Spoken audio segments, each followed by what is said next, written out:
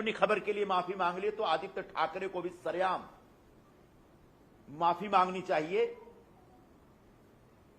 यह विषय इतना सिंपल और राजनीतिक नहीं है। इस विषय को बड़ी गंभीरता से समझना पड़ेगा, क्योंकि यह एक बहुत ही संवेदनशील मुद्दा है। भारत में एक बहुत ही रोबस्ट लोकतंत्र है। भारत की लोकतांत्रिक परंपराएं बड़ी समृद्ध हैं। निर्वाचन आयोग इतने बड़े देश में 60-65 करोड़ मतदाताओं को मोबलाइज करके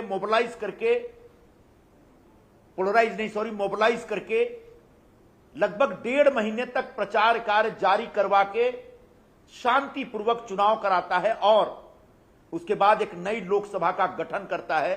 ऐसे निर्वाचन आयोग की तारीफ करने के बजाय, अपने लोकतंत्र की, अपनी लोकशाही की जय जयकार करने के बजाय जिस प्रकार से पूरा विपक्ष कल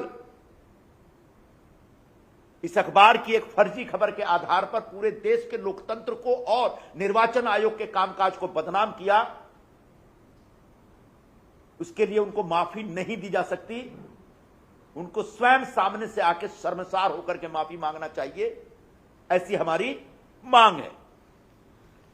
अब कल जो खबर छपी, जिस पर हम लोगों ने साफ साफ ढंग से सारी बातें कही थी और कहा था कि मोबाइल के जरिए ईवीएम अनलॉक नहीं हो सकता और कोई ओटीपी, जहां रोज झूठ परोसा जाता है, जिस अखबार में उबाठा का जो मुखपत्र है सामना, उस पर फिर से एक वही झूठी खबर को छापा गया है और इसकी हेडलाइन बनाई गई है कि मिंधे टोली कडून मत मोजणी सुरू असताना ईवीएम हैक।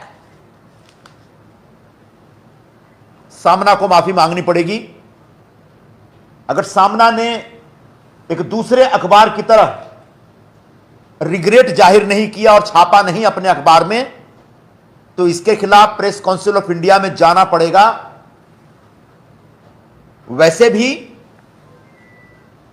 जो मातोश्री है वहां एक झूठ की फैक्ट्री है।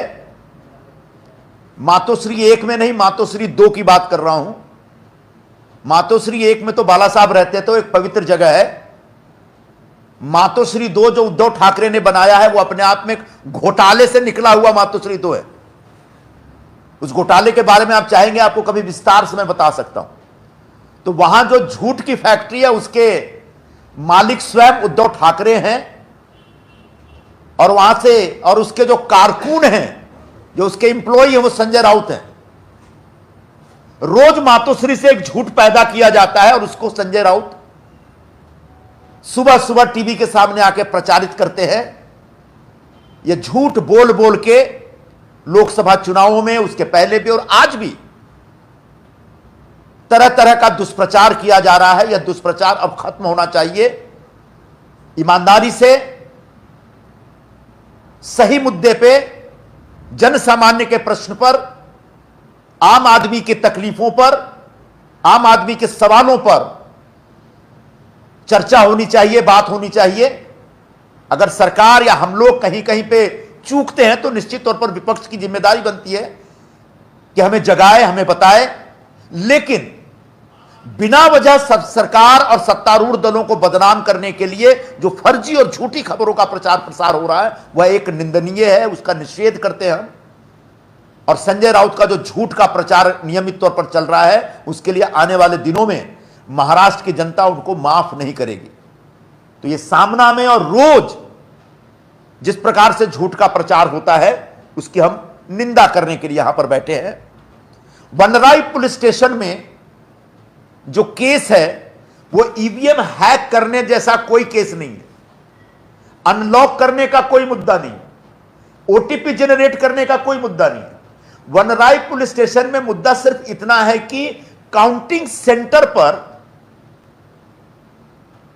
कोई अनऑथराइज्ड व्यक्ति या अनऑथराइज्ड मोबाइल लेकर के ऑपरेट कर रहा था। काउंटिंग सेंटर पर सिर्फ ऑथराइज्ड मोबाइल हो सकते हैं।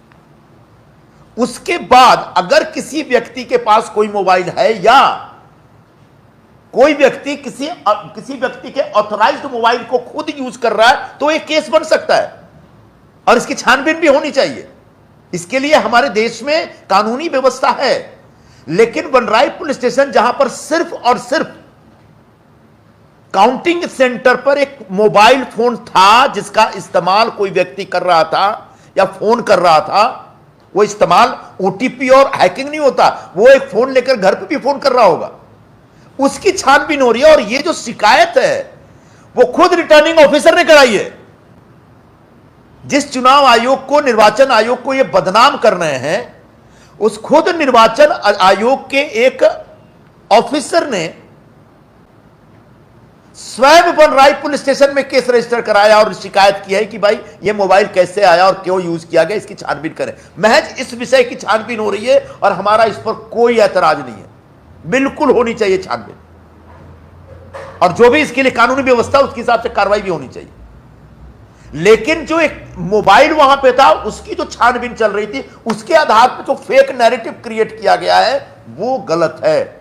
और इस गलती के लिए एक बार फिर से मैं कहूंगा कि देश भर के नेताओं ने जो शिवसेना के चुने हुए सांसद खासदार रविंद्र वायकर को बदनाम करने के लिए, भारत के लोकतंत्र को बदनाम करने के लिए और भारत के निर्वाचन आयोग को बदनाम करने के लिए जो एक प्रचार किया, एक दुष्प्रचार किया, उसके लिए सभी नेताओं को माफी मांगनी चाहिए अगर उनके अंदर थोड़ी सी भी ईमानदारी और निष्ठा बची है तो।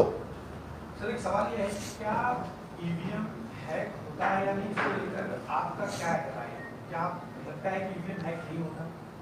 अगर ईवीएम हैक होता 2024 में तो भारतीय जनता पार्टी को 240 सीटें मिलती क्या? अगर ईवीएम हैक की जाती तो कांग्रेस पार्टी को 99 सीट मिल जाती क्या? मेरा आपके सवाल के जवाब में यह सवाल है, बस, इसके आगे नहीं। 14-19 में हैक हुई थी क्या? मैंने आपसे सिर्फ 2024 के चुनाव के संदर्भ में हम बैठे हैं और उस संदर्भ में जो आपने सवाल पूछा कि ईवीएम हैक हुआ कि नहीं हुआ, मेरा सिर्फ प्रति सवाल यह है कि अगर ईवीएम हैक होता तो 240 सीटें आती क्या बीजेपी के पास? 99 सीटें मिलती क्या? अखिलेश यादव को 37 सीटें मिलती क्या? दूसरा सवाल। संजय राउत ने भी आज इस पर टिप्पणी की है इस पूरे मामले पर, और जो कुछ भी हुआ है वो आदर्श घोटाले का उन्होंने नाम लिया रविंद्र वायकर जी के बारे में, उसको क्या कहेंगे? क्या आदर्श घोटाले का नाम? आदर्श घोटाळ्याप्रमाणे हा घोटाळा झालेला आहे आणि कंपॅरिझन त्यांनी केलेला आहे। संजय राऊत स्वतः एक मोठा घोटाळा आहे,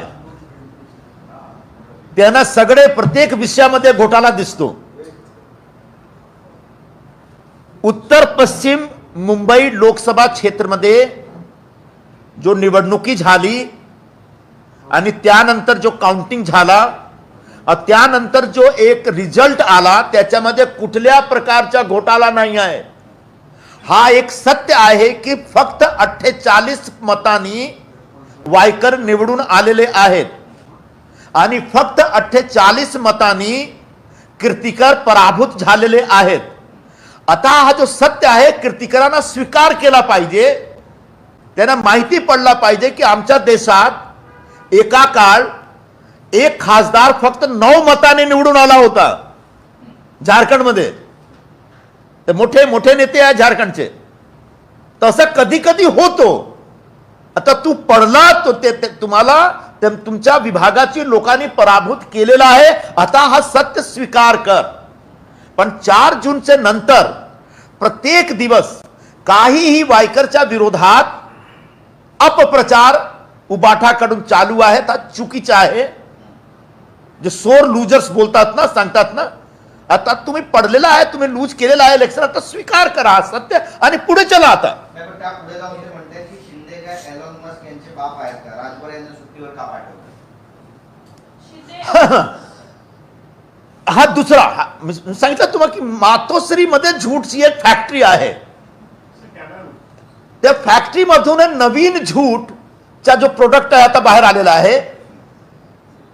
जो वनराईचे सिनियर पीआय आहेत राजभर रजेवर गेलेले आहेत, या त्यांनी पाठवला गेलेला आहे, असा काहीही झालेला नाही। वनराई पोलीस स्टेशनचे इंचार्ज म्हणून राम पियारे राजभर तिकडे आहेत, अजून पण आहेत, पुढे पण असणार, कारण त्यांची काही चूक नाही। त्यांच्याकडे जर काही शिकायत तक्रार होईल तो त्यांची जबाबदारी आहे तक्रारची चौकशी करण्याची, ते करत आहेत, त्यांची ड्युटी बजावत आहेत। पण या एकूणच प्रकरणावरती असे देखील प्रश्न उपस्थित केले केले जातात. जे हिंदू समाज पक्षाचे भरत शाह होते त्यांनी सर्वप्रथम तक्रार दिली होती, मग तहसीलदारांची तक्रार का घेण्यात आली हा एक महत्त्वाचा मुद्दा होता. आणि दरम्यान या संपूर्ण कालावधीत 9 दिवसांनी गुन्हा दाखल का झाला असा देखील प्रश्न उपस्थित केला जात आहे. इतका वेळ का लागला? 9 दिवस. पोलीस स्टेशन मध्ये असा एक व्यवस्था असतो की तुम्ही समजा एक लेखी तक्रार केला तो काहीही असं काही मजबुरी लाचारी नाही आहे की एकदम तातडीने एकदम लवकरात लवकर त्याच्यावर एक FIR किंवा एक फॉर्मल कंप्लेंट घेतला पाहिजे असा कुठलीही व्यवस्था नाही आहे. पोलीस स्टेशनवर आणि PI वर जे एक इन्व्हेस्टिगेटिव्ह ऑफिसर असतात त्यांच्यावर अशी जबाबदारी असतो की ते सर्वप्रथम संपूर्ण विषयाचा इन्व्हेस्टिगेट करतात. कधी कधी इन्व्हेस्टिगेशन मध्ये महिना घेतात आणि तो फक्त 9 दिवसात त्यांनी इन्व्हेस्टिगेशन करून FIR घेतला. तुम्हाला तो त्या पोलीस स्टेशन आणि ऑफिसरला तारीफ केला पाहिजे. त्यांनी चांगला केला, काही चूक नाही त्यांच्या कामामध्ये. म्हणजे कंप्लेंट होते भरत शाह, हा काही हरकत नाही. भरत शाह एक इंडिपेंडेंट उमेदवार किंवा हिंदू राष्ट्र पक्षाचे उमेदवार होते आणि त्याने त्यांच्या कंप्लेंटच्या वर जर तहसीलदार समजा एक निवडणूक अधिकारी निवडणुकी प्रक्रियामध्ये जो असलेला एक ऑफिसर पण तक्रार देतो तो तक्रार जास्ती महत्त्वपूर्ण झाला. आता शासनाचा एक अधिकारी जेव्हा पोलीस स्टेशनमध्ये जाऊन तक्रार देतो की इकडे कोणी व्यक्ती मोबाईल हातात घेतला होता तो चांगला तो जास्ती तो केस जास्ती मजबूत झाला होता. तर याच्यावर या आधारावर तुम्ही पोलीस स्टेशनचे कामकाजवर जो संशय उपस्थित करता तो चुकीचा आहे. पण बऱ्याच जणांनी हा देखील आरोप केला आहे की त्यावेळी नुसते मंडेलकर यांनीच मोबाईल हाताळला नाही तर वायकरांची मुलगी प्रज्ञा वायकर यांनी देखील तो मोबाईल हाताळला होता. तक्रारीत मी त्यांचं नाव दिलं होतं, मात्र पोलिसांनी आरोपीमध्ये त्यांचं नाव घेतलेलं नाहीये. असू दे, हे सगळे दबाव आहे असा देखील त्यांचा आरोप आहे. हे सगळे शिकायत वेगवेगळ्या लोकांकडून येऊ द्या आणि त्यानंतर वनराई पोलीस स्टेशनवर थोडासा तुम्ही भरोसा ठेवा. ते सगळ्या विषयाच्या एक तपासणी करून जे काही झालेलं आहे त्याच्यावरती एक ऍक्शन घेणार आणि सर्वांच्या समोर एक रिपोर्ट सादर करणार. निरुपम साहेब, पण एक असा प्रश्न होता की 3:30 वाजेपर्यंत 26 फेऱ्या झाल्या होत्या, ऑलमोस्ट रिझल्ट कंप्लीट झाला, पण हाच निकाल जाहीर करायला रात्रीचे 8 वाजले आणि मग एवढा वेळ का? कुणाचा फोन गेला किंवा निवडणूक निर्णय अधिकारी होते त्यांच्यावर राजकीय दबाव होता असा एक प्रश्न आहे. आणि दुसरा की याला जोडून असा प्रश्न उपस्थित होतो की जर हे कोर्टात गेलेलं आहे ठाकरे गटाकडून तर निवडणूक आयोगाला समोर येऊन खुलासा का करावा लागतोय? याचा अर्थ काहीतरी काळबेरा आहे, कुठेतरी पाणी मुरतंय. त्याने जे आहे निवडणूक आयोगाने थेट कोर्टामध्ये भूमिका मांडावी, त्यांना पत्रकार परिषद का घ्यावी लागते निवडणूक आयोगाला? 2 विषय आहे तुमच्या. सर्वप्रथम 4 जूनला 5:40 प्रत्येक मीडियावर असा एक खबर प्रसारित झाला, एक बातमी प्रसारित झाली की अमोल कीर्तीकर निवडून आलेत 2000 मतांनी, 2000 कित्येक मतांनी. जेव्हा एक बातमी असा प्रसारित होत होतो टीव्ही मीडियावर तेव्हा आम्हाला समजलं की अजून 1 लाख मताची मोजणी बाकी आहे. तो कोणी केला हा जो मिस्चिफ आहे कोणी केला याचा पण तपास झाली पाहिजे. 5:40च्या तुम्हाला बातमी सांगतो मी. 5:40च्या नंतर अर्धा तासात किंवा 45 मिनिटमध्ये बाकी 1 लाख मताची मोजणी झाली. 1 लाख मताची मोजणी झाल्यानंतर अमोल कीर्तीकरकडे 1 मताने लीड होती. जेव्हा सर्व EVM ची काउंटिंग झाली तेव्हा 1 मतची लीड होती. त्यानंतर विषय आला की आता पोस्टल बॅलेट मध्ये जो वोटिंग झालेली आहे जो काउंटिंग झालेली आहे त्यांचा जो वोट पण ऍड केला पाहिजे.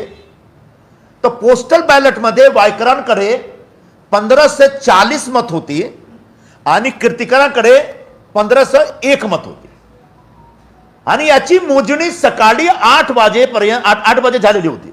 म्हणजे सर्वप्रथम ते पोस्टल बॅलेटची मोजणी होतो, त्यानंतर EVM ची मोजणी काउंटिंग होतो आणि त्यानंतर पोस्टल बॅलेट आणि EVM ची जो वोटिंग आहे त्याचा ऍड करतात. तो जो व्यक्ती 1 मताने पुढे होतो त्या व्यक्तीला 1501 अजून मत भेटला पोस्टल बॅलेटचा आणि वायकरांकडे 1540 मत होत, 1549 मत होतं, 1549 वोट होता.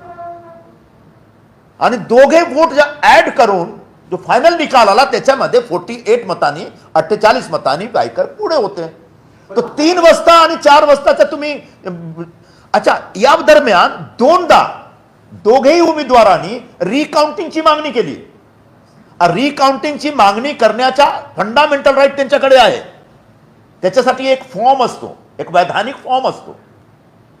फॉर्म भरतात आणि दोन दोन दोन संधी त्यांना भेटतात. दोघेही उमेदवारांनी दोनदा रिकाउंटिंगची मागणी केली आणि त्यांची मागणी पूर्ण केली गेली. याच्यामध्ये वेळ गेला. तुम्ही तुमचा प्रश्न आहे की 3 वाजता झाला, 3 वाजता सगळं झाला होता, 8 कसं बदला? अच्छा, कोणीही कोणालाही फोन करू शकत नाही. तिकडे एक फुल प्रूफ सिक्युरिटी अरेंजमेंट असतो आणि हे जो अधिकारी आहेत ना ते कोणाचाही ऐकत नाही. निवडणूक आयोगचे अधिकारी कोणीही पॉलिटिकल पार्टीचे उमेदवार किंवा रिप्रेझेंटेटिव्ह कधी ऐकत नाही. मी पण काउंटिंग बघितलेलं आहे. दुसरा विषय काय होता तुमचा? पण बाकीच्या ठिकाणी सीसीटीव्ही फुटेज मिळतंय. हा. दुसरा विषय होता की निवडणूक आयोग कोर्टमध्ये का जात नाही ना. निवडणूक आयोगाने काय निवडणूक आयोगच्या कामकाजावर तुम्ही कोणी प्रश्न उद्भवतो आणि तो प्रश्न एक चुकीचा प्रश्न आहे, याच्यावर क्या निवडणूक आयोगाचा कडे अधिकार नाही आहे सफाई देण्याचा, रिप्लाय देण्याचा? तरी यामुळे त्यांनी काल प्रेस रिलीज दिला. आता सीसीटीव्ही कॅमेरा, पूर्ण काउंटिंगची प्रक्रिया सीसीटीव्ही कॅमेरामध्ये आहे. जेव्हा कोर्टमध्ये कोणी जाणार आणि हायकोर्टमधून अशी मागणी होईल की तुम्ही सीसीटीव्ही फुटेज शेअर करा, नक्की शेअर करणार. निवडणूक आयोगाकडून जेव्हा अशी डिमांड होईल की तुम्ही सीसीटीव्ही फुटेज शेअर करा, नक्की करणार. पण कोणी पूर्व मुख्यमंत्रीचा मुलगा सांगतो की मला सीसीटीव्ही फुटेज शेअर करा माझ्याशी, हे जबाबदारी शासनाची नाही. मधुरदा सूर्यवंशी जे आरोप होते त्यांच्यावर सुद्धा संजय राऊत यांनी आरोप केले, म्हटले की त्यांची सुद्धा चौकशी झाली पाहिजे. जे फोन जप्त केलेले आहेत ते फोन आता फॉरेन्सिक लॅबमध्ये जातील, पण त्यांचे देखील प्रमुख जे आहेत ते देवेंद्र फडणवीस आहेत आणि त्यांच्यावरती मग मुख्यमंत्री आहेत. त्यामुळे पूर्ण या प्रक्रियेवर संशय उपस्थित. आणि याला जोडून ते जो फोन होता हा देखील बदलण्यात आल्याचा आरोप. मी तुम्हाला सांगितलं संजय राऊत दररोज झूठ बोलतात. हा पण एक झूठ आहे. नाही, वंदना सूर्यवंशी कडे कुठल्या फोन आहे, फोन बदलला गेला की नाही, नक्की कोणाचा फोन आहे, त्या सर्व विषयावर मुंबई पोलीसचे अधिकारी तिकडे आहेत. वनराई पोलीस स्टेशनचे ऑफिसर त्यांना आता इन्व्हेस्टिगेशन करू द्या आणि त्यांचा रिपोर्ट येऊ द्या. तोपर्यंत कोणी संजय राऊत तर कोणी काही बोलेल याच्यावर लक्ष द्यायची काही गरज नाही, कारण ते दररोज झूठ पसरवतात. सर, उन्होंने पुणे के सैंपल बदलने से कंपेयर किया कोर्ट का और कहा कि गृह मंत्रालय सरकार के अधीन आता है, इसलिए बदला जाता है. गृह मंत्रालय सरकार के अधीन आता है और पुणे में जो ब्लड सैंपल बदला हुआ था उससे अब उसका ब्लड सैंपल से क्या लेना देना? संजय राउत ने ऐसा कहा. मैं तो बोलता ना, संजय राउत से बड़ा झूठा इस दुनिया में कोई नहीं है. रोज झूठ बोलता है और उसका झूठ आप लेकर के हमसे सवाल पूछ रहे, मतलब आप भी वही गलती कर रहे हैं जो कल राहुल गांधी ने गलती की. नहीं सर, गृह मंत्रालय तो सरकार के अधीन ही आता हाँ, तो ये कौन मना कर रहा है इससे? है. वो सीधा गृह मंत्रालय का आरोप है. ऐसा है जो वनराई पुलिस स्टेशन के अधिकारी, उन पर तो विश्वास है, आपको सबको विश्वास है राजभर साहब पे. राजभर साहब के पास शिकायत है, उन्हें FIR किया, अब उनको इन्वेस्टिगेशन करने दीजिए और उन पर कोई किसी प्रकार का दबाव नहीं डालेगा. अगर पुणे में ब्लड सैंपल वाला इशू आप दे रहे हैं, उसकी भी तो इन्वेस्टिगेशन आखिरकार पुलिस ने की, तभी तो सच निकला. तो let Mumbai police officer investigate it properly. साधारणतः जे आरोप झालेले आहेत तर मग त्याला उत्तर, ज्यांना आपल्या पक्षाची बदनामी होते तर मग त्याला उत्तर आपण त्यांना कोर्टात खेचणार का? आपण कोर्टात आज हा प्रश्न काल पण कोणी एक उपस्थित झाला होता. आता पुढे काय करायचं हे बघा. सर्वप्रथम हा जो खोटी बातमी आलेली आहे त्या खोटी बातमीमुळे सर्वप्रथम पोलिसला बदनाम करतात.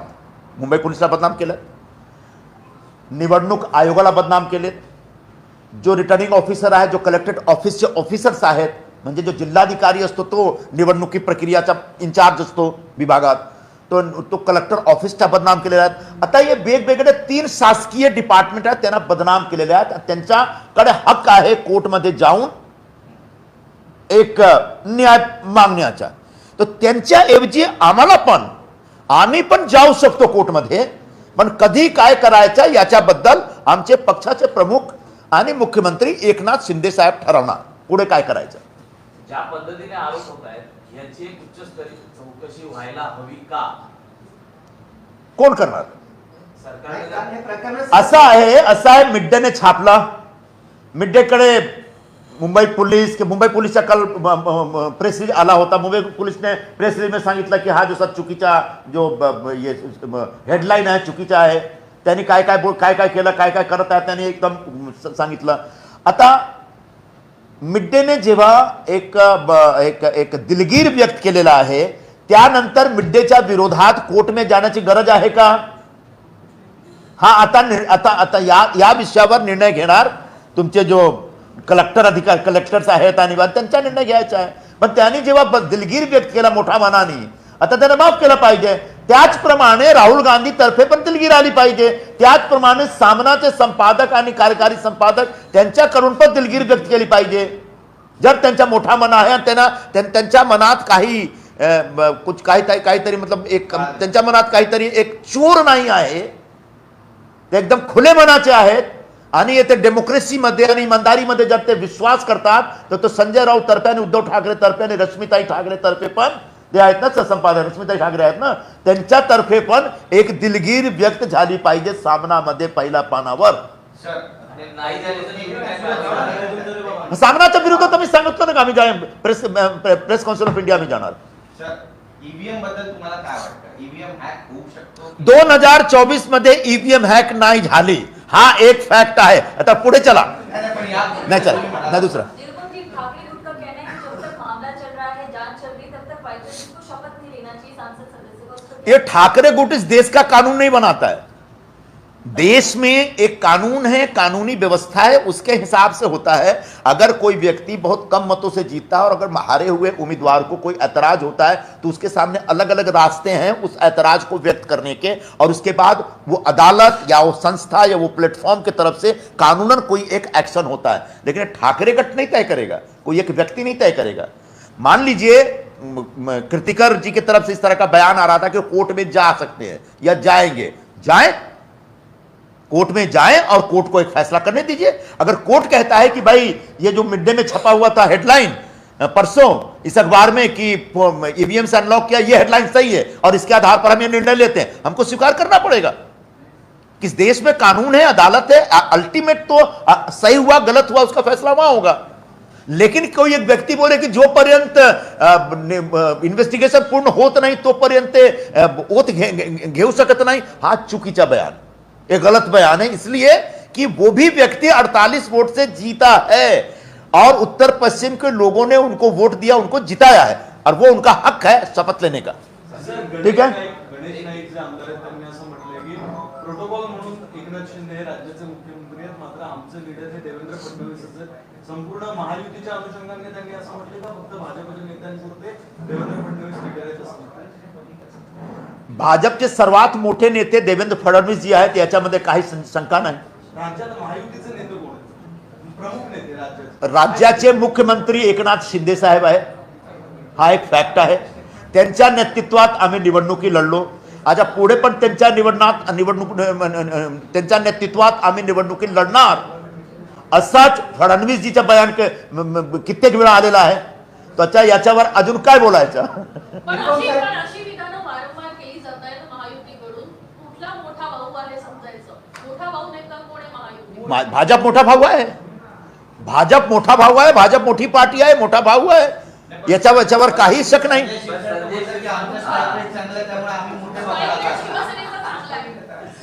ठीक आहे, स्ट्राईक रेट आहे, स्ट्राईक रेट आमचा चांगला आहे, फॅक्ट आहे. पण भाजप एक मोठा पक्ष आहे, राज्यात पण मोठा पक्ष आहे, देशात पण मोठा पक्ष आहे. पण दुसरा असं सत्य आहे की एकनाथ शिंदे साहेब आमचे नेते महाराष्ट्राचे मुख्यमंत्री आहेत, तो पण एक सत्य आहे. निरुपम साहेब 8 दिवसापूर्वी जिल्हाधिकारी आणि निवडणूक आयोगाने सीसीटीव्ही फुटेज आम्ही देऊ असं कीर्तिकरांना सांगितलं होतं, पण 8 दिवसानंतर लगेच नकार दिला. मग या 8 दिवसात काय नेमकं घडलं? म्हणजे राजकीय दबाव आहे असं काही नेमकं काय म्हणायचं? लोकांच्या मनात शंका आहे, अजूनही मतदारसंघाला वाटत नाही की नेमका खासदार खरा कोण आहे. मतदारसंघामध्ये मी राहतो आणि माझ्यासारखे खूप जण राहतात आणि मतदारसंघात असं कुठले प्रकारची शंका कोणाच्याही मनात नाही. ते सर्व लोक मतदारसंघात जल्लोष साजरा करत आहेत की वायकर आमचे खासदार आहेत. याच्यावर तुम्ही काही प्रकारच्या एक शंका उपस्थित करू नका. एक दूसरा सीसीटीव्ही फुटेज बोलावला दिला नाही, तुम्हाला कोणी सांगितलं? कीर्तिकरांनी सांगितलं ना. त्यांच्या बोलण्यावर तुम्ही भरोसा करू नका. जेव्हा जिल्हाधिकारी सांगणार का आम्ही बोलवलो होतो आणि दिलं नाही, तेव्हा एक मोठा प्रश्न आहे, आम्ही या प्रश्नाचं उत्तर देणार. पण सध्या उबाठाकडून, ठाकरे गटाकडून रोज जो झूठ परोसने का जो काम हो रहा है ना, उस झूठ के ऊपर बार बार नया नया सवाल बना के हमसे पूछ करके आप उस